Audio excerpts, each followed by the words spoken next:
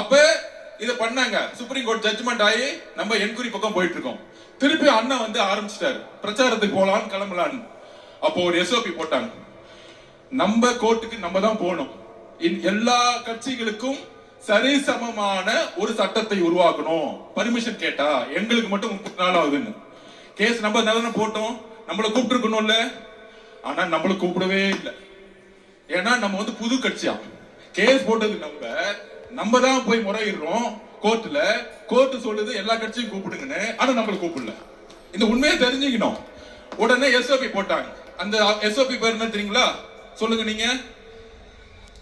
Stalin operating system. Standard கிடையாது, அது Stalin sir அவரோட பேர்லயே போட்டுக்கிட்டாரு. என்ன போட்டுக்கிட்டாரு? அவரு மட்டும் அவர் பையனை வச்சு எத்தனை இளைஞர் மாநாடு வேணா போட்டுக்கலாம்.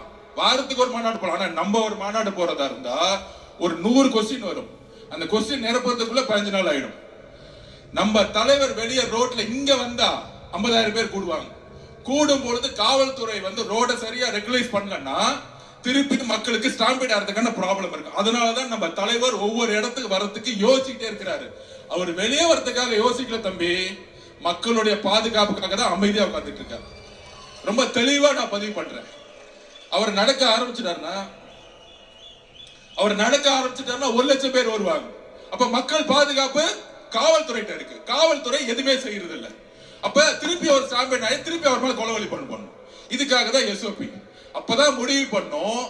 ஒவ்வொரு ஊரும் 15 கிலோமீட்டர் தள்ளி காட்டுல நிர்வாகிகள் மீட்டிங் வெறும் 5000 பேர் வச்சு அண்ணனை வந்து இன்னைக்கு பிரச்சாரம் பண்ணிட்டு இருக்கோம். இப்ப இந்த திமுகவுடைய சூழ்ச்சி உங்களுக்கு தெரியுதா? எதனால நம்ம பிரச்சாரம் பண்ண முடியலன்னு. இன்னைக்கு கூட அண்ணன் தூத்துக்குடி போன மதுராந்தக போகணும்னு துடிக்கிறார். இந்த ரேப்ப கேள்விப்பட்டேன். ஆனால் அங்க காவல்துறைக்கு ரீச் பண்ணா யாரும் பதில் கிடையாது. அந்த சின்ன வீட்டுக்குள்ள போகும்போது 20,000 பேர் சுத்தி வந்தா யாரு பதில் சொல்லுவா? திருப்பியும்